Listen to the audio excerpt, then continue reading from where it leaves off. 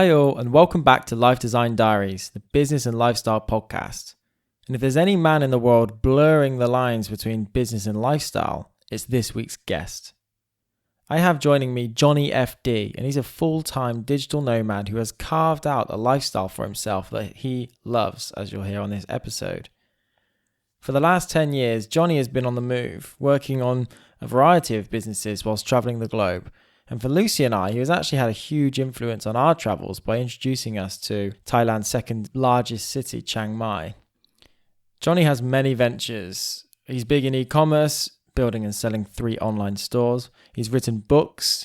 He's a frequent travel blogger, and he's actually earned well over $1 million whilst traveling the world. How do I know this? Well, he releases his income report every single month. Why, you may be thinking, as I did? Well, listen on, because he explains in this conversation. Johnny's actually got his own podcast as well, Travel Like a Boss, and a newer podcast, Invest Like a Boss. And I'm really excited to share this conversation with you because he, in my opinion, is one of the biggest nomad advocates out there. So if you're debating whether or not to travel, or you're certainly interested in the idea, then there's loads to learn from this. So without further ado, please enjoy my interview with Johnny FD.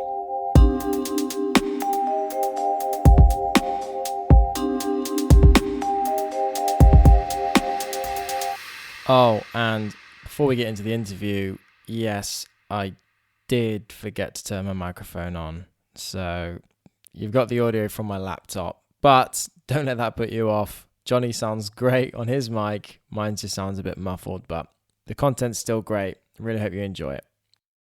Johnny, thanks a lot for joining us. Yeah, I'm excited to be here.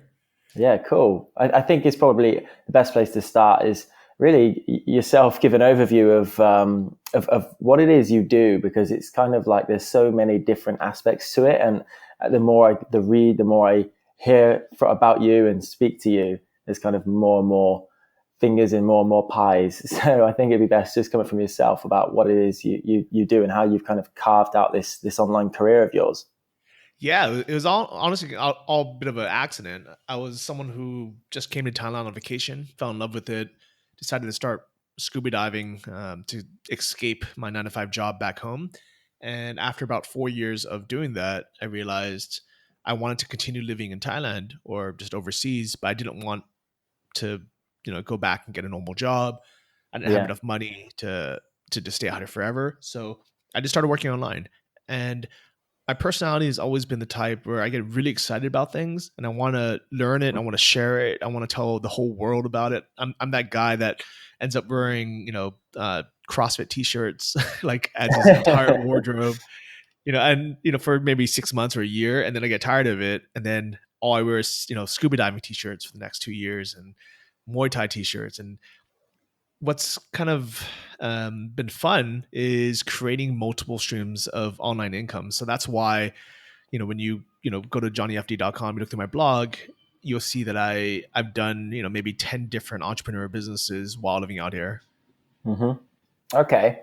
And what would you say is the main one? What's the main thing that you do? What takes up most of your time now? And that's probably changed over the years. Yeah, it changed a lot. So I started with a Kindle book. It's called 12 Weeks in Thailand, The Good Life and the Cheap. I published that about, living cheaply in Thailand, scuba diving, doing Muay Thai. And that was good. I made a couple $100, but I realized it wasn't enough to live in Thailand. So I started a dropshipping store. So e-commerce store. That was the first business that really replaced my 9-to-5 income. So I started making, anywhere between $2,000 and $5,000 a month from it in profit. And from there, I've created a bunch of new passion projects. I monetized my blog, my YouTube channel, created the Travel Like a Boss podcast, then the Invest Like a Boss podcast, created a conference called the Nomad Summit, which is a big gathering for digital nomads, created another book, created some courses on Udemy, and just a bunch of different experiments.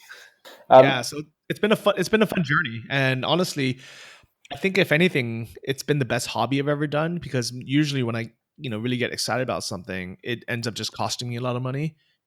But this was kind of one of the first things I've done where the hobbies are making me money. Yeah. Okay. And I mean, it was 2008, wasn't it, that you decided to go traveling? Yeah, it was supposed to be a 3-week vacation, which in my eyes was a very, very long trip. It turns out it's been almost 10 years now. Slightly extended, yeah. And so, what? How do you describe life as a nomad then? Because my wife Lucy and I, we did it for 6 months, and we're still sort of location independent right now. We're back in the UK, but we spent 6 months across Asia, Australia, etc. But we definitely started to feel some of the challenges that come with sort of longer term travel. You've been doing it for years and years, so how would you how would you describe what it's like to be a long-term traveler, long-term nomad? Yeah, I definitely know what you mean. I think a lot of people get burnt out after 3 or 6 months. They get homesick. They start getting tired from moving around so much. They get physically exhausted for just being on planes and having to move hotels or Airbnbs every month. So, Yeah, and honestly, I've been through some of that in the past. So what I do now is I really hunker down and I force myself to stay in places for 3 to 6 months at a time, build a home base. So instead of getting a weekly or monthly rental, I'll sign a contract for 3 months or 6 months, and it'll just be my home. I'll get a kettle, I'll get all my favorite tea, and I'll just really have that be my home base. And if I need to travel or if I want to travel, I'll just have a small carry-on bag, go somewhere for a few weeks with friends or to a conference, and come back home. And that home could be Thailand. yeah, okay. How important is the kettle? It's very important. I'm actually sipping on some tea right now. But it is though, isn't it? It is those small little things that actually make it feel more homely. Because I can definitely appreciate that. It's the ability to just stay in and do the normal things that you would do at home. Yeah, definitely. And the nice thing about doing it from here, so right now I'm in Chiang Mai, Thailand. This will be my home for the next 4 months. Is it's the cost of living are much lower than the US or the UK or really anywhere else in the world, but the quality of life is really high. I have a beautiful flat, floor to ceiling windows. It came furnished. I have Netflix. I have a house cleaner. I have $5 massages. I have great food just downstairs, and you can't really Yeah. get a lot of that back home, especially not for this price. Yeah, yeah, and I've done it myself, but also got a few friends that have just gone traveling as well, and they're doing the classic, taking pictures of everything they eat and drink in Thailand, and then saying, "God, look how much this is! All of this for £1, a couple of dollars or something." So, how much are we talking in terms of like an average monthly amount that you kind of need to live, just to give kind of more of an appreciation to people that maybe are unfamiliar?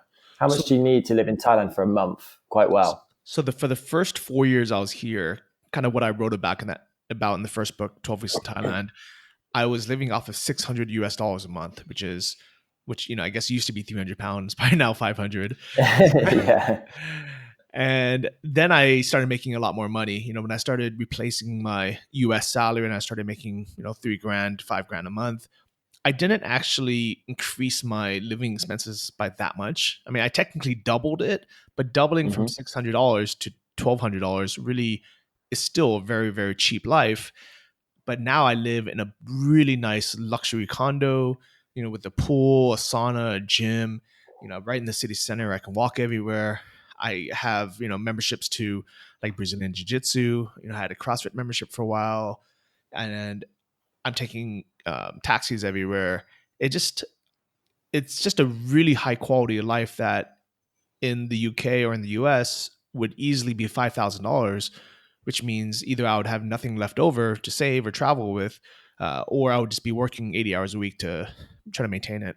Yeah, absolutely. And I must say, just, following and seeing what you post on Instagram, I'd say one thing about yourself is that you're very much it comes across that you're still in that phase anyway of still can't believe the price of things in different countries. It's kind of like very rooted. Even despite income, etc., growing over the years, it's still kind of that not that nice feeling of how much things cost out there.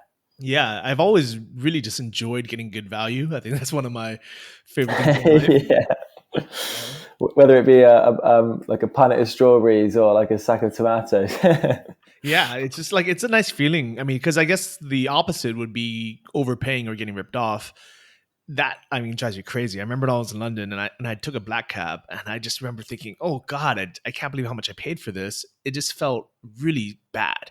I remember, getting a sandwich somewhere and paying, 10 quid for it, and it wasn't very good. And I was like, Yeah. this just isn't a nice feeling.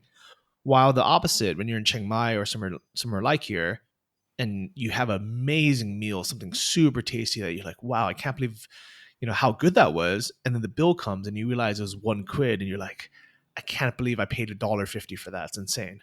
Yeah, it is quite amazing, isn't it? It really is. Every time it kind of fascinates me. Um, what would you say though? Like, because right now it feels like you're establishing, like you're trying to establish home, like you said, and you've been going on the road for so long now, but you are still moving as well. You're still going to different countries. So, do you feel that you can really establish those roots? Because it's also things like, the people that you're with, the relationships you've got. If you're having to kind of move on, it interests me because, like I said, just 6 months and I can kind of feel the pinch of being away from the people that I really close to. Yeah. Well, the nice thing is, in the beginning, it was really hard to get my friends to visit. But now that they've kind of seen me do it for so long, they realize I'm not coming home. So if they're going to want to see me, they're going to have to come here. And literally every week that I've been here during this trip, someone's been visiting. My friend Eugene was here, just a few days ago from LA. 2 weeks ago, another friend, Austin. Actually, next week, my cousin's coming. We're going to meet in Bangkok. So it, I don't get lonely anymore because I realize not only do I have the new friend, kind of nomad friends that I meet along the way, but because we all have flexibility of location, and there's a lot of places that we just like going back to. I know that every winter from November to January, especially in January for the Nomad Summit, I'm going to Yeah, see all my old friends because they're just going to come back to Chiang Mai. yeah, okay.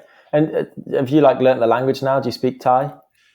I can order food, I can be polite, but I've never, I never really got fluent with it. Yeah. So I've seen a lot of the stuff that you post online because you blog a lot, obviously, and you've got your podcast, and you talk quite a lot about escaping the rat race and kind of the difference in value, like we've just discussed here, that you get in places like Thailand, where it just seems to make sense for you. But have you got a kind of summary of how you feel about this rat race? Whether it be back in California, for example. Yeah, I never want to go back. And I think uh, this last trip when I was back there and just talking to friends who've now kind of made it in life, they've advanced their careers, maybe they got a promotion, uh, maybe they bought a house, some of them got married, some of them have kids, they have new cars, and talking to them, they always pull me aside. It's almost kind of like when we're in the group where everyone's having fun, and at some point, usually after a few drinks, they'll pull me aside and they'll say, Johnny, don't fall for the trap, don't come back. Really? Yeah, and it's not that they're unhappy with their lives. I'm sure, you know, and they actually, especially the ones with kids or they're married, they always say, like, don't get me wrong, it's great to be a dad. Don't get me wrong, it's great, to be married, but, and there's always the but, and it's usually just kind of loss of freedom, lots of responsibilities, lots of bills, and I've looked at their life and I realize it's not that I don't want to ever get married or have kids, but if I do it, I want it to be in my terms. There's no reason why I can't meet an amazing girl while living in Thailand or traveling, and traveling together. We can both work online, and we can just move where it's never winter, where it's never cold, and Yeah. we can just build our lives, wherever we are. But how much is that? So that's really interesting that your friends, old friends, pull you aside and say that. Do you feel like it's just because they're, on from an external perspective, it looks like they're, like you said, getting new cars, new houses, but actually those things are just kind of cluttering almost, and it's actually what's the word? Yeah, it is cluttering in terms of their current situation, that they can't get out of it. And there's actually, certainly I found there's a lot of freedom, isn't there, from living quite minimalist, like Yeah. quite frugally, really. I think the nice thing about being a digital nomad or living in Chiang Mai while working online and traveling is the fact that we're kind of forced to be minimalist. there's only so much carry-on luggage we can check in. So Yeah. we'll never at any point own more than, 50 kilos worth of stuff, because it just doesn't make sense to overpay for it or to carry more. So we don't get attached to things. I'll buy a new set of t-shirts or polo shirts when I land, and then 4 months later, I'll just donate it to the local orphanage, knowing that, hey, I got my 4 months, worth of this. I'm not going to carry it to the next destination. I don't buy anything that's, big and bulky or that I'll get attached to. So Yeah. I'll enjoy my life, wherever I am.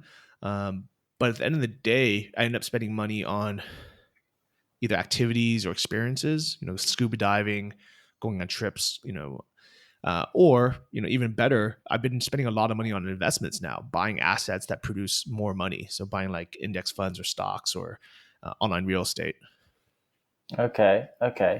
Just before we get on to that, I want to come back to, you just talked then about, finding a girlfriend, etc., and having it on your terms. How big a part does that play in terms of like playing on your mind?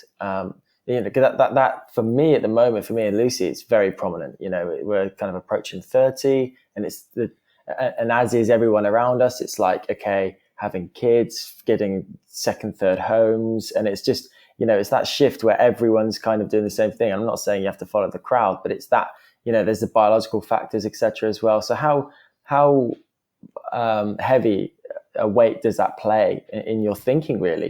This kind of finding a girl and settling down, etc.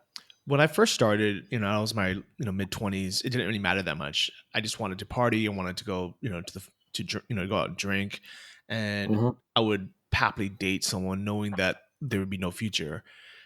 But now that I'm in my mid 30s and I've been doing this for a while, and I realize this isn't just a fad. This is my life now.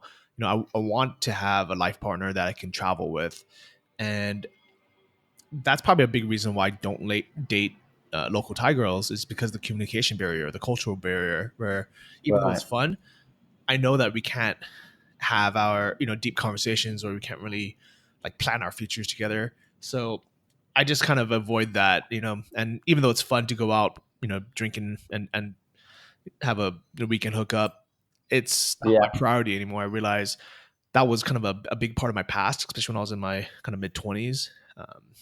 But then now, when I date someone, I always think, okay, is there something that could potentially happen? And if it does, there's no reason why we can't travel together, you know, you know, either to her country or back to the U.S. if we need, or to Thailand together, or just really wherever we want. Yeah, I guess that, obviously depends on who it is and their situation. But you're thinking that if you find someone living the lifestyle that you are, that they're more than likely going to be matched doing the same thing. Yeah, like living quite freely. Yeah, and honestly, it's like a dream life. I almost don't see why someone would want to do that. I mean, Yeah. like never having to go back, for a crazy winter, never having to have a 9 to 5 job again, and deal with the BS of commuting and the boss. Being able to pick up and just kind of live wherever we want, or building a new life somewhere amazing where we Yeah. can actually afford to to live where we want, and not have to work 80 hours a week to maintain it. I must say, Johnny, you make a very strong argument. Yeah. So if anyone But listening here wants to wants to date, just send me a message on Facebook. a hookup show. Well, Johnny, can you just describe your boss before traveling? My boss. Who was your boss? Yeah, Oh, your man. picture of this boss. Who was your boss? His name was Chip, which is like the most Right. Okay. stereotypical American name. He was actually a really cool guy, really nice guy. We worked for a company called Honeywell. It's a big American corporation. And I worked in a cubicle. He had, a nice office. And I remember going out with him to lunch, or, sitting in his office. And on a personal level, he was a cool guy. On weekends, he would go on his boat, or like motorcycle riding. Right. And he was kind of the guy I looked up to, or, wanted to be one day. And after a few years of working there, I realized, you know what? I don't want that life. I don't want to work here for another 20, 30 years just to sit in that office with no natural light, being indoors all day under these fluorescent lights, wearing this this, shirt and tie that I got from Costco, which is our version of Right. Yeah. some big Yeah. warehouse store. And then I just realized like there's so much more to life than just working all the time and paying bills, because I'd be willing to bet even today, it's been 10 years, I bet you he's probably either still working in that same office, or maybe, he's gotten a promotion, hopefully he has, but he's still probably grinding out the 9 to 5, and he's still kind of living for the weekends or living for the holiday.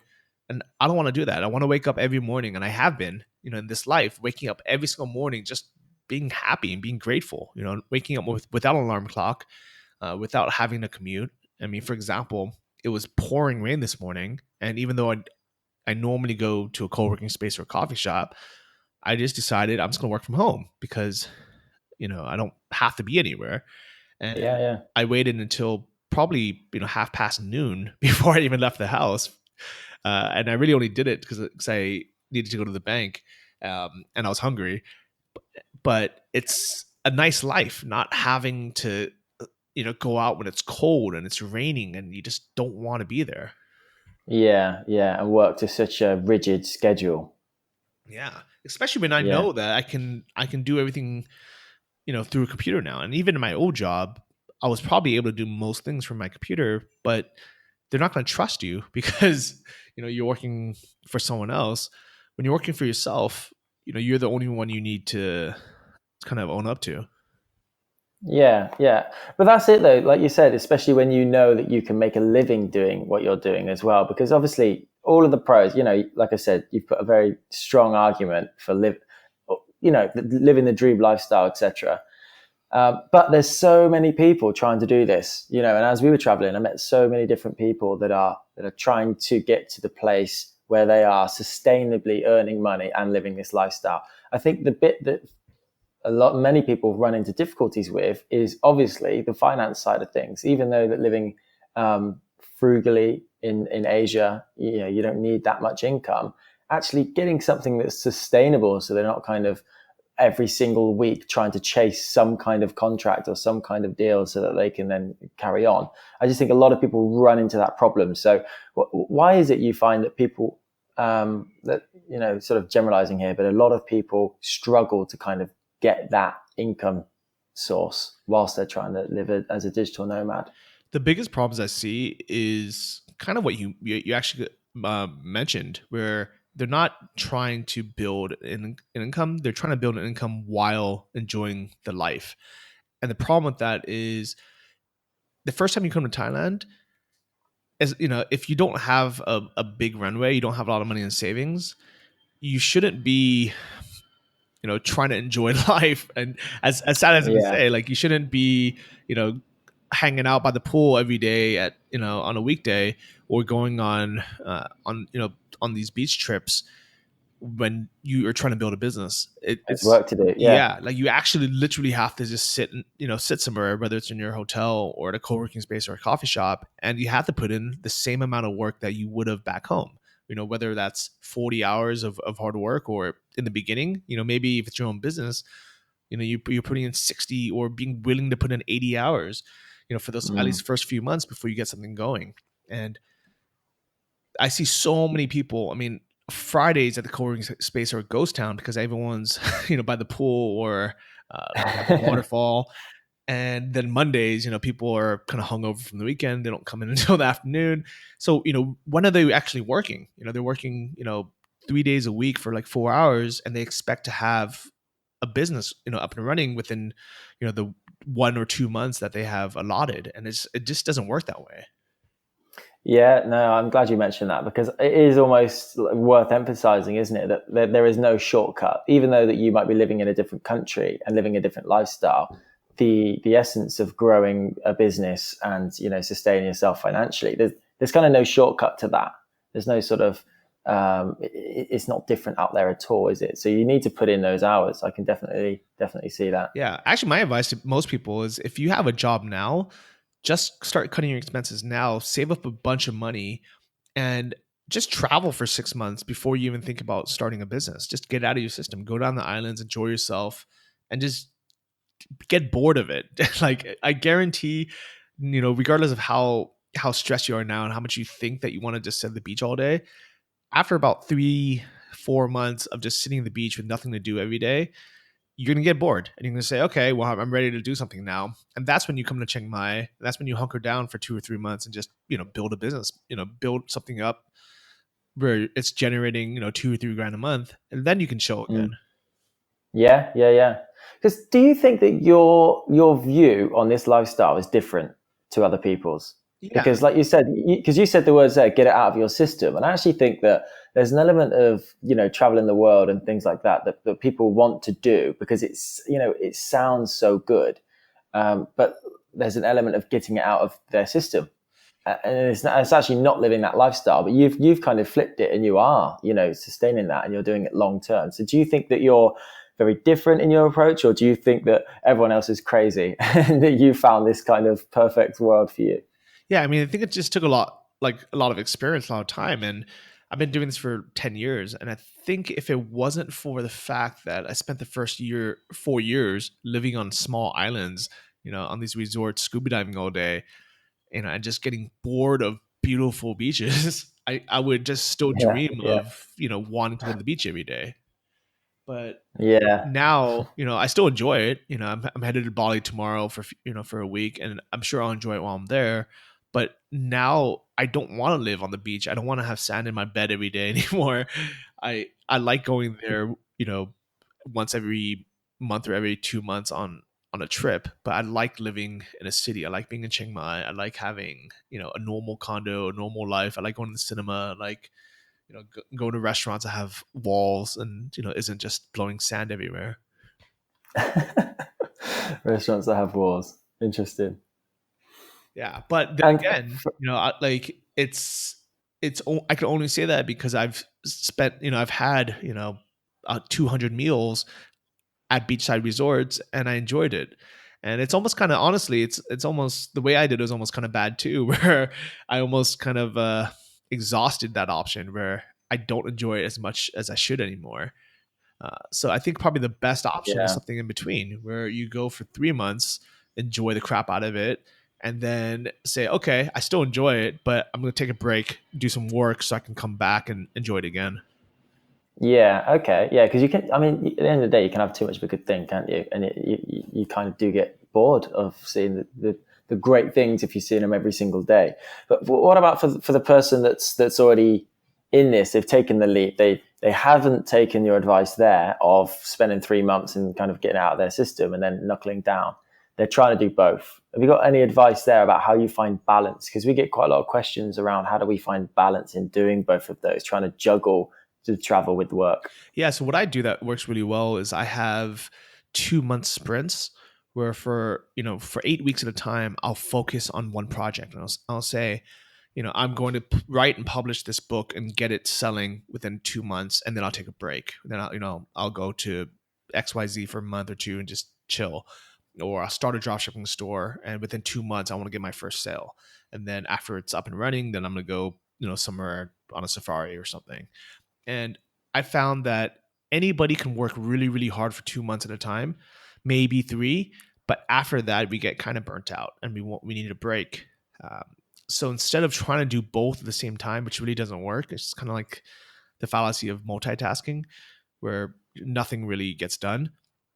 I advise people, just to say, all right, I'm just going to focus on something from start to finish. And it has to be from start to finish. You can't just kind of work on something for 2 months and stop. You have to have a small goal. And the goal can literally be, I want this making $100 a month, or I want it making, I want it just to get it up and running, and then I can take a break. Yeah. Do you think a lot of people make the mistake of setting out on the wrong path there because the goal's not right or the desire is not strong enough? We see so many people that start a travel blog. It's a classic one, isn't it? They'll start a travel blog and then after a certain amount of months completely drop it. And it's kind of like burnout, but also it's probably a bit of soul searching and understanding that that's not the path that they wanted to go down and that the reality of it was very, very different to the dream. Yeah, that's always a hard part. I mean, because technically I have a travel blog, right? JohnnyFD.com is, if you look at it, it's mostly travel, even though it never was intended to be a travel blog. Mm-hmm. And I think that if I had started it with the intention of making money, I never would have made money from it. It's only because I started it, and I still write it because I enjoy it. I enjoy sharing information. I enjoy creating these like kind of super long, 8-page, guides to wherever I go. And I enjoy like sharing that information. I almost kind of feel like the Lewis and Clark of, finding new like nomad hotspots and sharing it with people. And this is like me drawing a map, and I send the same link to my friends, to my family, like anyone, if my cousin wanted to go to Lisbon, I would send them a link to my blog and say, here, I wrote everything down. And I think because I've never done it for the money, that's how it became successful. Versus it would have felt like a job. It would have felt, it wouldn't have been high value, and it would have been a chore if I tried to do it the opposite way. Yeah. No, that makes total sense. And okay, then just to kind of cap off the sort of lifestyle element of this, like nomadic lifestyle you've got, what is the worst part? I talked a lot about good things, a lot about benefits, but what's the most challenging thing for you of living the life that you have done over the last however many years? It sounds ridiculous, but it's too much choice. There's a TED talk called the Paradox of Choice. The paradox of choice, yeah. Yeah, and it really is true. I remember, even like looking for an apartment this time, I was like, all right, well, do I want something cheap or do I want something really nice? Do I want it for 1 month at a time, or do I want to do 6 months? Do I want, do I want to live in Chiang Mai for a month, then the islands for a month, and then come back? And they're just having so many choices. It really almost kind of, maybe like in a temporary state of depression, even though it's supposed to be a fun and exciting thing. So I think part of it is to give yourself, I don't want to say constraints, but it's more like remind yourself that you can, like, you have to just choose something now, and you can always, there's time to do more later. I think one of the reasons why people feel like they need to travel so much and see so many places on one trip, those around the world trips that people often do, Yeah, is a kind of a pessimistic mindset where they think this is their one chance to do it. Versus if you shift your mindset to abundance, and you realize, hey, I can do this for the rest of my life, I don't need to rush it.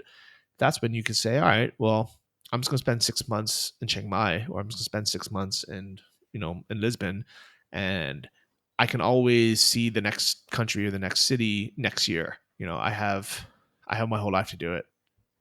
Yeah. No, I can totally relate to the lack of choice being actually one of the most difficult things that I certainly found whilst we were away, because it's even the small things, isn't it?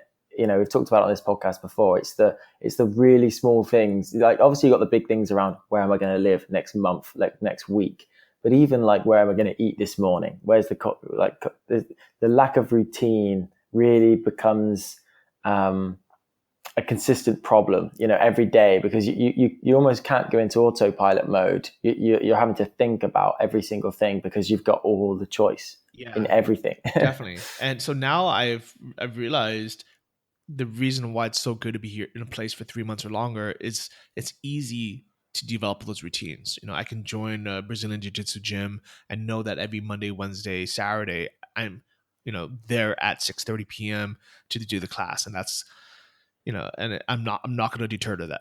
I'm not going to skip it 1 week because there's something happening. It's just like, that is my schedule. I know that, Tuesday through Friday, I'm at this co-working space. Mondays, I'm at, this place. Yeah. So would you say the combat then to too much choice is trying to establish a routine? Yeah, 100%. And, having a routine not only makes you, less stressed, but also it's healthier. I mean, if you have a gym routine, versus going kind of sporadically, you're going to work out way more if you had a gym routine. And same with work. If you have a work routine where every day, Monday through Friday, I'm at this co-working space at this time, I guarantee you'll get so much more done than if you wake up and you're like, oh, what coffee shop should I go to? Yeah, definitely. Okay, I want to talk about, switch a little bit, talk about finances, because, it's well known you publish your income report every single month. And so firstly, I just want to ask you, why do you do that? Why do you publish your income report for others to see?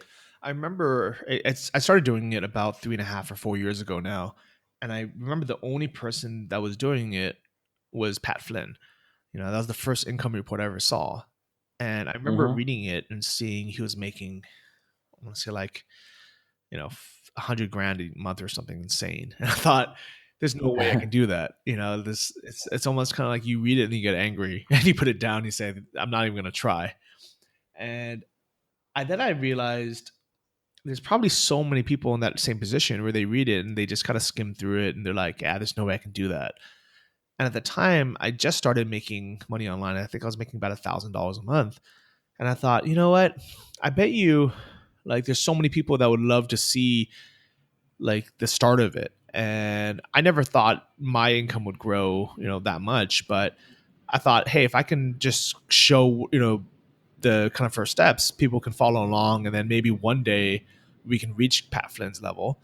I'm still working on that, but it's it's been a nice journey. It's been 4 years, and every month, the first of the month, you go to johnnyft.com and you see where I've traveled, the lessons I've learned, my goals I've set, how much money I spent that month, living or traveling. And then Yeah. you'll see screenshots of my dashboards of exactly how much money I made from each source.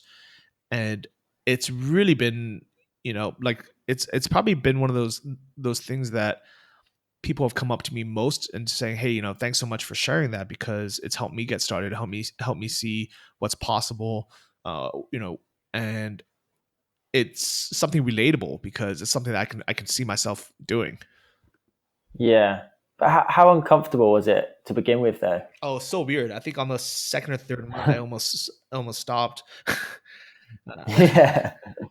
Because it is strange. I bet actually now you say at first of each month, so that's good. That's consistent that everyone knows kind of when that drops. But I bet it's one of your most viewed. I'm just guessing here, but one of your most viewed blogs and things. But just because it's kind of a taboo subject in a way, isn't it? Just actually giving that level of transparency to what you do. Yeah, but I wish everybody would do it, because I think it'd be easier for all of us if if everyone just shared exactly like the exact numbers. Because when I meet people and I have to guess, how successful they are or how much money they're making from, whatever business they're in, I'm always wrong. And I'm pretty good at reading people and guessing. And it's because, some people who seem like they're making a ton of money really aren't. And then the ones that, Yeah. sometimes you don't realize how well they're doing, they're crushing it. And you're like, I can't believe like how lucrative that is, and it kind of just gives you inspiration and hope for your own business. Yeah, and I think your ability to put it online and share it with people is due to the, I guess, lack of ego as well, because you're not kind of trying to be someone that you're not. But how do you not develop an ego? Because, like you said, some people will try and put out that they're doing better than others, trying to keep up with the Joneses, etc. So how do you keep a low ego? I don't know. I think there's a lot of years of kind of self development before I got into entrepreneurship. I went through so many phases in my life. I went through like different phases of like self help. Um, and a lot of it just came from being insecure. The kind of the catalyst of it all was I was in my early 20s, and I was terrible with women, and I wanted a girlfriend, and I didn't know how to get Mm. one. So I started reading all these books about like being pick up and self development and just being like a more attractive man. But a lot of it was super cheesy, and I kind of regret how involved I got in that for a few years. But what it's taught me was how to look for things that actually do work. So I found Tony Robbins through that, and through kind of his programs, I went to Date with Destiny. It really showed how insecure I used to be, and the reasons why, and how to be more authentic, not only to others but also to myself, which is really important. And I think by you know, f- just really focusing on just trying to be as authentic and open as I can be, I realize none of the other stuff matters. Like I don't care. I really don't care what other people think in terms of like status wise. I realize how little that matters. And probably the best example of it was when back in the day when I was first trying to figure out how to, get a girlfriend, I would spend all my money fixing my car and getting subwoofers and, rims for my car, thinking if Yeah, I had yeah, it, girls would like me, or I would dress like a douchebag and like do all these stupid things. And now I realize how big of a waste that was, and how if I was just, my authentic self, and my best self at the time, like it would have been fine. And now you'd have that's done kind better. of, Yeah, yeah. And that, and now it's kind of bled through with business too, where there's so many people that will like, tell me in, and I don't want to say in secret, but just like they don't publicly tell anyone else, but they'll tell me exactly what's working or exactly how much money they're making from what source, because they see how open and transparent I am, that they feel comfortable sharing their secrets with me. yeah, yeah. I mean, I think you hit the nail on the head there when you started talking about insecurity, because obviously, I think the egos are driven from people's own insecurities, aren't they? And where they kind of want to portray a different version of themselves to the world because of that. Yeah. And you mentioned like Tony Robbins. For other people that's not going to date with destiny, any other kind of reading or anything you'd recommend there for people for looking into that? I don't know. I mean, I would say like all the kind of old school, old school books like How to Win Friends and Influence People. Even though it's a really cheesy title, the actual book Yeah, itself is really good and it's really powerful. yeah, yeah. The If you guys are like in my shoes when I was young and you're just terrible at talking to people, especially women, there's actually a book called How to Talk to Anyone. It's written by this woman. And if I can do it all over again, I would have just read that book and did none of the pickup artist stuff, because I think it was just down to having a bit of self-confidence and being able to make eye contact and being able to, have a normal conversation and allow someone to get to know you, like your authentic self. Because I really believe that everyone out there has something to offer. And that if you can break through those barriers of the insecurity of the outer shell, that when you really get to know people, there's always going to be a connection, with somebody. Yeah, yeah, yeah. Okay. Sticking with finances. So you make a lot of money as well through e-commerce. You mentioned e-commerce. Yeah. Yeah. Now, something which I've seen more and more of in the last, I don't know, what was it, 3 years, 5 years, is just the ability to sell e-commerce stores now, and that kind of be actually a focal point of starting e-commerce stores as well. And I know that's an area that you've got experience in. So I just want to kind of ask you about, get your thoughts on that process. And for people that are completely unfamiliar with, the potential revenue stream of, first of all, setting up an e-commerce store, but then actually selling it as well and monetizing it. Just want to hear one of your experiences. Well, the funny thing is, if I overthought, if I had all this information when I started, I probably would have got overwhelmed and never did anything. So it was almost kind of Yeah. good where I thought that if I spend these 2 or 3 months working my butt off building this store, that'll be it. Like I can just run this for the rest of my life and I never have to do anything again. And I think that's what got me through it, to be honest. But even though that's a okay strategy to make, a couple grand a month, I think on average I'd make maybe 2,500 or $3,000 a month from that store. The kind of big trick and what you alluded to is, instead of doing that and making, let's say 36,000 a year, which is great for living in Chiang Mai, it doesn't really level you up to, to be in the 6-figure kind of, range, or be able to have that much money to invest. So what I started doing a couple years ago was I would build a store, run it for a year or longer, get the revenue up, have a good track record so people can see, the kind of profits are kind of consistent. And then I would flip the store. I would literally just sell the whole store for 27 months of profit up front. And what that does is it guarantees me 2.5 years of pay without having to do any work after that. And having that lump sum money, I can just put all of it in an investment. And if you guys have read Rich Dad Poor Dad, the ultimate passive income, and really one of the only real true passive income sources, is investing.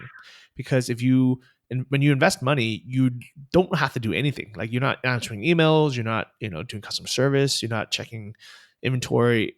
It's literally just sitting, in a bank or in an index fund somewhere. And it's almost like having a bunch of little employees making money for you and paying you every month or every year. Yeah. And is stocks and shares and funds and things where you put most of your money into investments? Yeah. So the biggest share is in a company called Vanguard, which does low cost index funds. Oh, okay. Yeah. Use Vanguard. Yeah.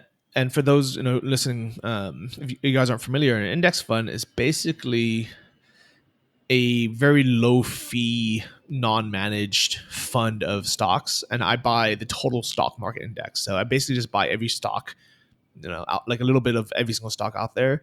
So in general, over time, even though it goes up and down, it normally averages to about 10% a year, which is great. Yeah, absolutely. And just we've spoken previously on this podcast about investing, and I think we've mentioned Rich Dad Poor Dad and things like that. And I just think it's something which not enough people know about. They don't understand the topic. They either see it as not their business, or they need to follow the classic route. But I just want to kind of re-emphasize that it's something to definitely upskill yourself on. To learn about where to put your money, because that is it's your future, it's your income. It's such a important part of your life, isn't it? Yeah, definitely. And if even if you guys don't have money to invest now, it should be everybody's goal. Like every single person's goal should be having enough money in investments to be able to, just coast off of it, retire off of it. Imagine if you have 100 grand well invested, that could be, 10 grand a year in income. So almost $1,000 a month just for the rest of your life. It's almost like, imagine if you can buy a machine for $100,000. This, you can buy this automated machine that just prints money. It prints you $1,000 a month. Like it, and for the rest of your life. Like it's almost a no-brainer. And while that machine will always be worth at least $100,000, it's almost too good to be true, but it really is. And I think what stops people is thinking, I could never get to $100,000. Like how am I going to get that? And I wrote about that in my second book, Life Changes Quick, where I had about $1,000 in the bank, and my goal was to have 30,000. I didn't even try for 100 because I thought that would be impossible. But 30,000 to me seemed already impossible. And what's crazy is it was once you set the goal to it and you kind of put things in place and that's what you focus on, it happens way quicker than you expect. Yeah, absolutely. But where do you think that change starts though? Because it's all well and good to set a goal, but why does that change for you? How have you found that actual, is it a flipping mindset? Is it a skill people need to learn? How do you see that process happening from, I guess, not believing that you can do something and then actually kind of flip into more of like a certainty mindset and actually achieving that? I think I read somewhere where if you want something, it's just kind of like a thought. If you write down how to do it, it becomes a plan. And then if you start working towards it, it becomes a process. And once it gets to that process level, it'll eventually happen, and it really happens much quicker than we expect. I actually ended up starting a second podcast called Invest Like a Boss, mainly because I see this as the future, not just for digital nomads, but really any entrepreneur, anyone. And, even if you just have a normal 9-to-5 job and you don't want to work for the rest of your life and you don't want to rely on, the government paying you, which might not happen, by the time you retire, everybody needs to start thinking about investing. And what's really cool is, as of, this generation or these last couple of years, even, there are so many online platforms to invest in. So they're no longer are you, going down to the bank or going down to some office to buy some, pieces of paper. Everything's in dashboards now. It's like, it's just so much easier.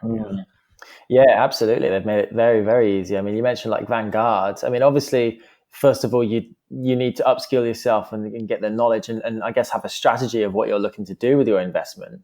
But in terms of the actual doing of the do, the Vanguard is a platform which I use as well, and it's something which you can pretty much go on. It's almost like a transaction of buying something off Amazon. It's go on there, you're choosing the product that you like, and then you set budgets and things like that, and that's that, isn't it? It's kind of set and forget. Yeah, it really is that easy. And it's, I mean, just to kind of give an idea for everyone, in total in my Vanguard account, I've put in $148,000. And that basically came from running my dropshipping store for 2 years and then selling it. So just with this kind of, this online business, I was able to invest 140 something $1,000. But what's really, really cool is that account has made me on average 10% a year, even with, it going up and down. In total, in the last, 3 years now that I've had this account, with kind of just that, the money I just put in, that, almost kind of like a lump sum, it's now earned me close to 50 grand in growth and in dividends. And that's almost like it's almost like, imagine having a person working for you all year to make 50 grand and then just giving it to you. That's what my account is. It's literally a person, well, not literally, it's figuratively a person that's working, for an entire year and giving me their whole salary. And I own that person or that machine now for the rest of eternity. That, and let's not call it a person, because it sounds like we have a slave, but we have this like mechanical, robot that's just earning us a full-time salary, and it's incredible. Yeah.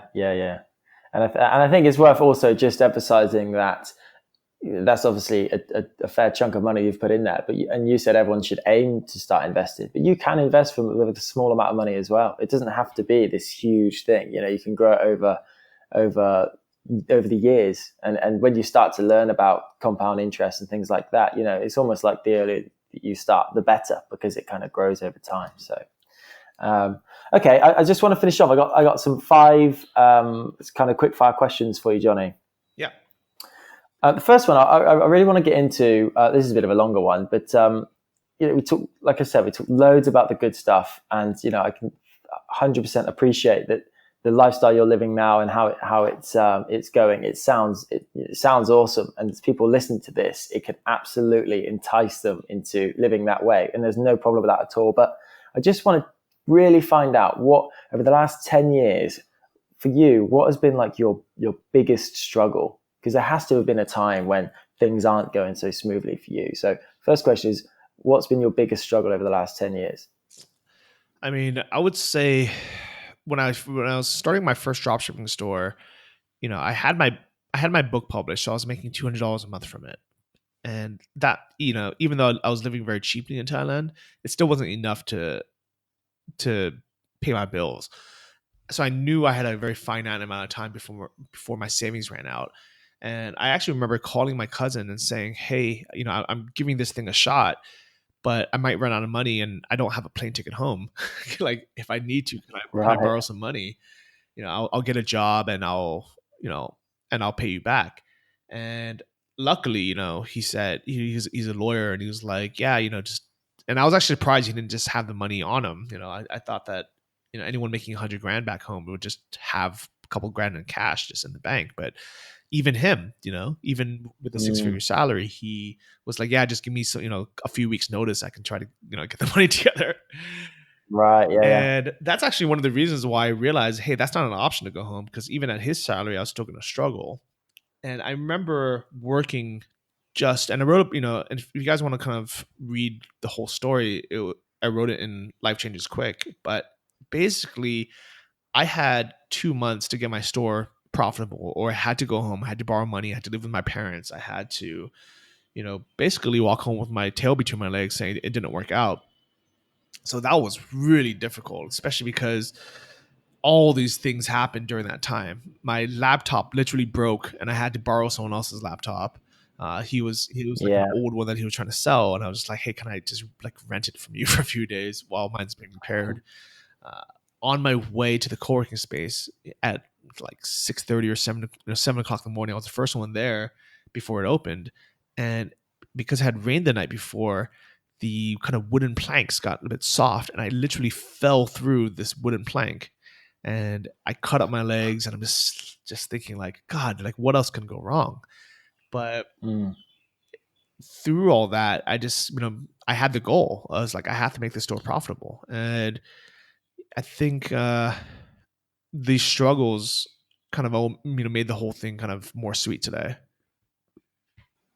Yeah. Okay. And you put it down to your goal, your vision, that you actually persisted through Yeah, that. definitely.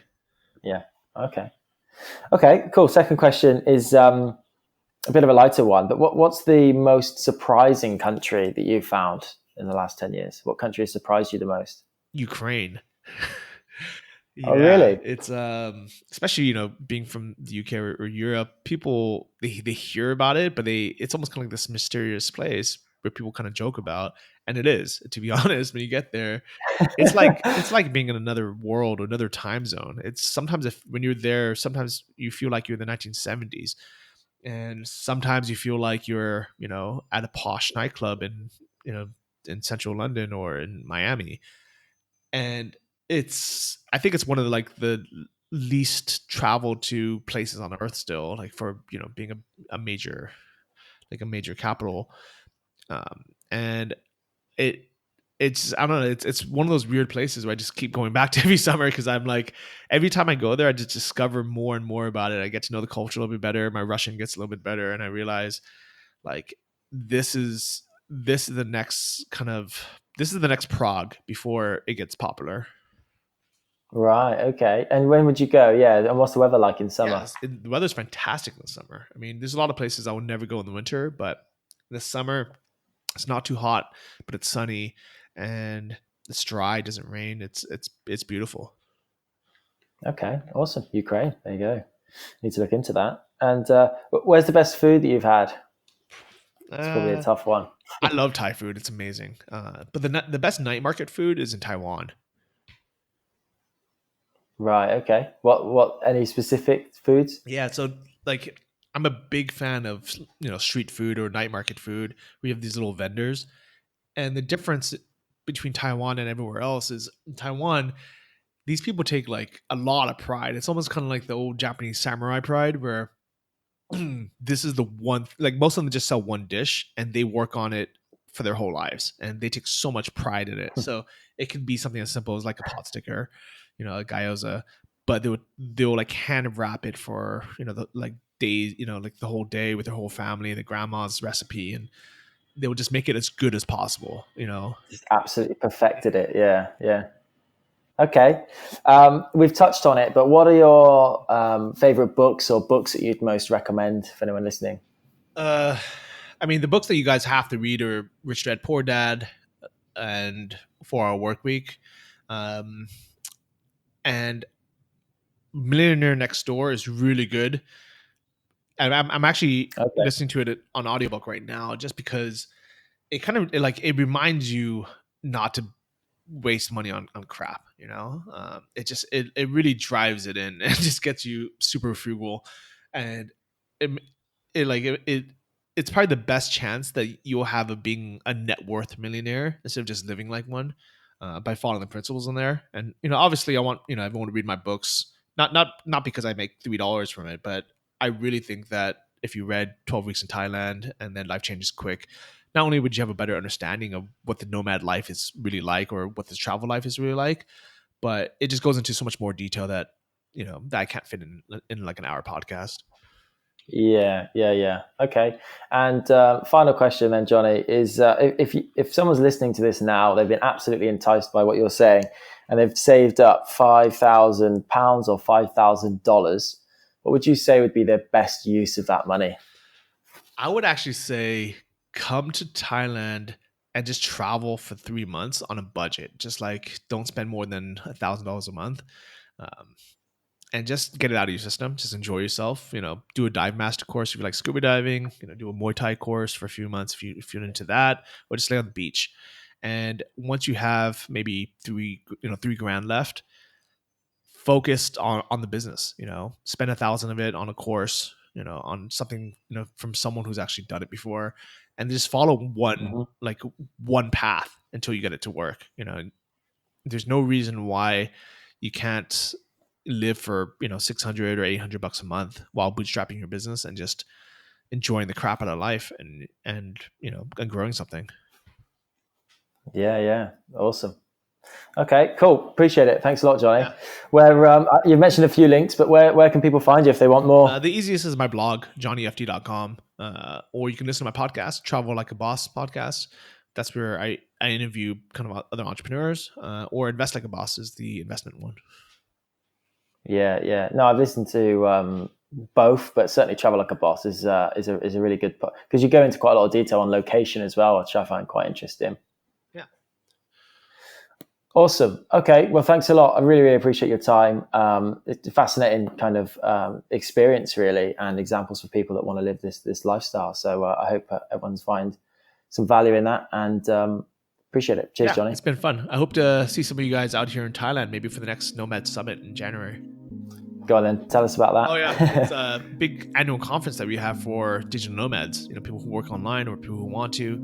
Last year we had 400 people, so this year it's probably going to be even bigger. But just go to nomadsummit.com. You can see videos from the years before, but it'll be in Chiang Mai, Thailand, January 19th through the 21st, I believe. So come check it out. It'll be great to meet all of you guys, hang out. You can meet each other and really start your life.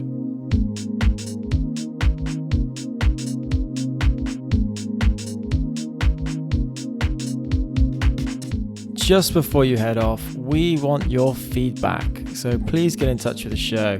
Did you enjoy it? Is there anything you think we could improve? Who do you want us to interview? Anything. We really, really appreciate your feedback. You can obviously leave us a review on iTunes if you like, or you can find us. We're very active on LinkedIn. Just search Ross Mangini or Lucy Mangini. On our website, lifedesigndiaries.com.